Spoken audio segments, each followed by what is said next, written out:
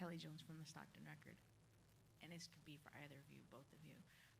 Coach just got done saying that she feels like her players focus on the here and now and haven't really asked her, or she doesn't really talk about her playing experience.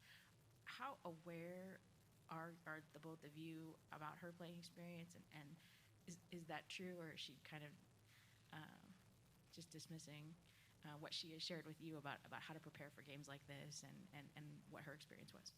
How about Asia first? Kind of what she said. She really doesn't really talk about it, and I don't think I was born when she was playing, so I really didn't know. I just know. Yeah, I've seen some videos. Seen she's really good. She has nice handles. I heard her hair was crazy, but I mean, from her game, honestly, she hasn't really talked about it. Honestly, I haven't really paid enough attention, I guess, to kind of know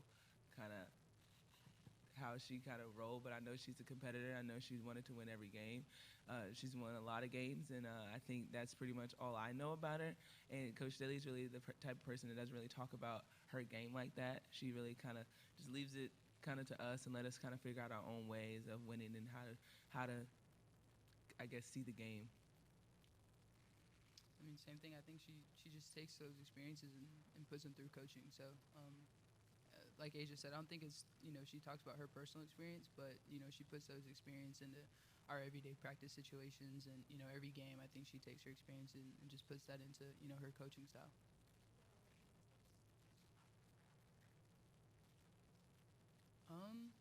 I mean, obviously with the team that we're playing, it's you can't take them lightly at all.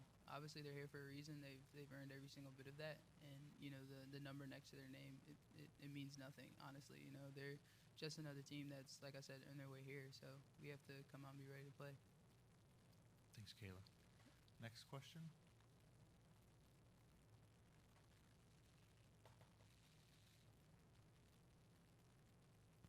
Morning, ladies.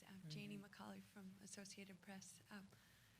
Almost 7 years ago, I was there when Dawn had Tara Vanderveer come talk to the South Carolina locker room after a really hard loss at Stanford. And she's built something since then, and you two are a big part of that. And she spoke to how it's a matter of building that and keep, getting good players and getting lucky. And what can you say about the growth and what you two have been a part of?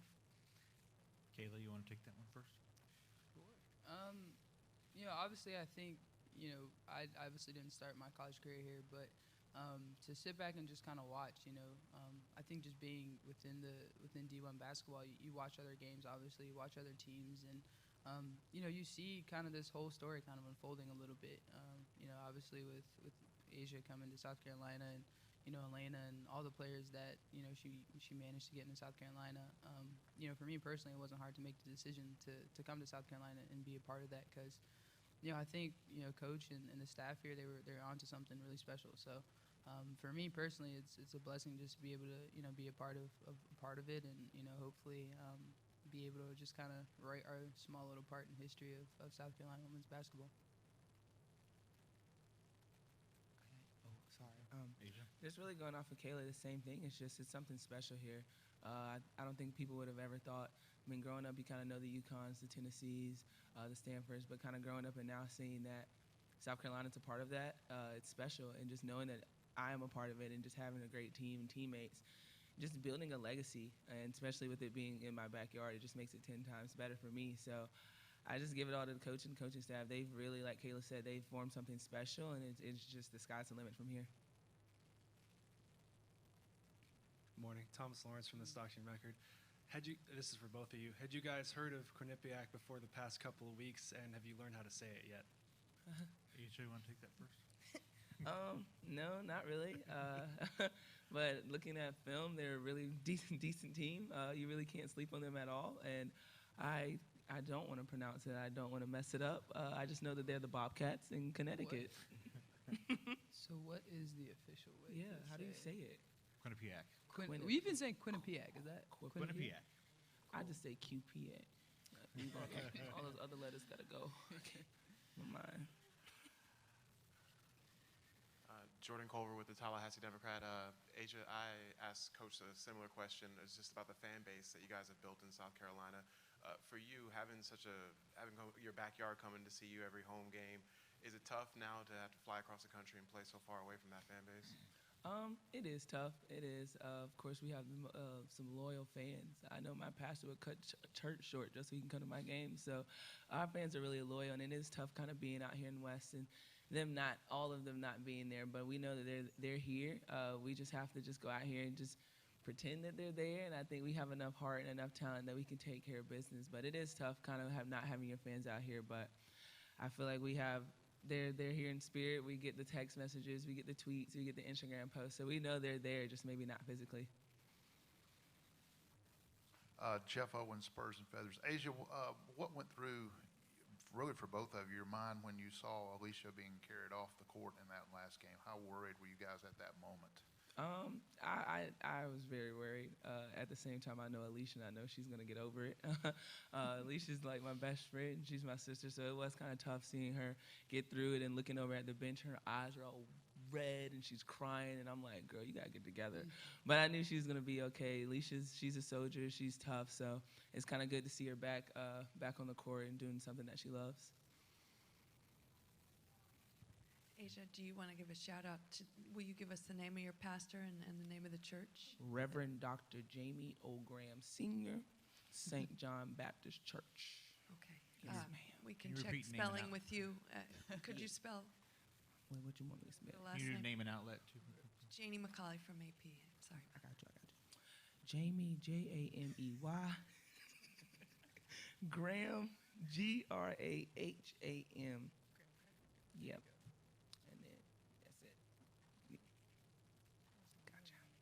Josh Silverman, QBSN. Asia, you've been in the NCAA Tournament before. Quinnipiac, this is their first time winning a game in the tournament. How much do you think that your experience in the tournament and at this level can help you where the Bobcats don't really have that experience? I think it's going to help us, but at the same time, it is March and crazy stuff happens in March. So it can help us, but at the same time, we really can't overlook them. We really can't overlook the fact that they're a great team. They're very fundamentally sound, well coached. So we're just going to go out and stick with our game plan, and just understand that we can't take any slack off. We just got to continue to do us. Go ahead. Kelly Jones from the Stockton Record. Kaela, can you talk about Coach Staley's style and kind of how she motivates her team and what attracted you maybe to come to South Carolina? Yeah, I mean, like I said before, her big thing is I feel like a lot of it's based off of experience. You know, we always laugh at it, but she's always talking about the way things sound, the way it looks, the way it feels, you know, and you don't say that unless you felt that yourself. So like I said, I think, the biggest thing that drew me there was just her experience. You know, she's been in these situations before, whether it be in college basketball, professionally. I think at one point she was playing and coaching at the same time. So, to just have somebody that's been in so many different situations and, she's been with USA Basketball. Now she's getting to coach USA Basketball. So, she's been there, done that. And I think, as somebody that aspires to do those same things and to, take their basketball career further, I definitely think she's somebody that can, help with that.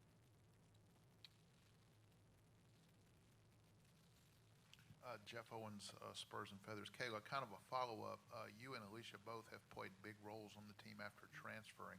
How easy or difficult was it for you to sort of transition and become, to find your niche in a big role with this team after transferring?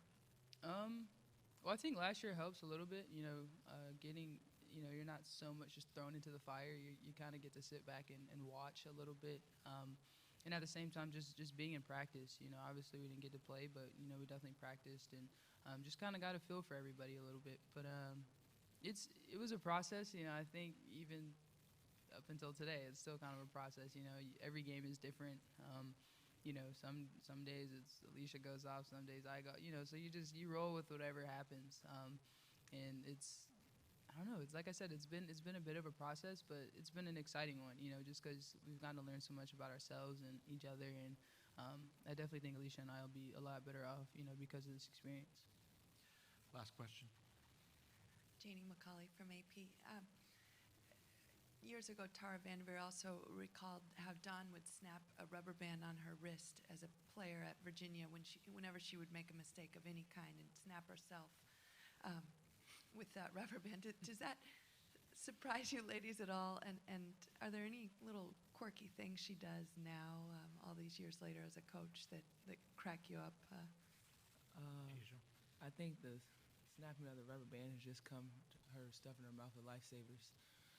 I think that's the switch. I think every time I look at her, her mouth's all like just filled with lifesavers, and she's yelling at us. So I think that's just the flip of the rubber band, and she spits it out sometimes, and it's nasty. Don't tell her I said that. Any last comments, Kaela? No, I mean, yeah, she does. She has a ton of candy. I think she just eats candy if something happens. Keeps her from yelling at us so Right. loud. We can Yeah, I only go think listen. she'll just eat a lifesaver and think about what she wants to say before she actually says it, which we can be very thankful for. I don't know. Man. It's everything. Yeah. If you no, seriously, if you look at the right next to the bench on the little like scores Bunch of table, candy. it's a line of candy, and so like I don't know, It's it's so lifesavers. much. It's the I've only fruity seen the ones, white minty ones, yeah, I've only yeah, seen she the really only green eats the white ones, but there's just a ton of candy. I think it's candy is supplemented for Yeah, so I think they just kind of. a lot. Well, thank you, ladies, and best of luck tomorrow. Thank Thank you. you.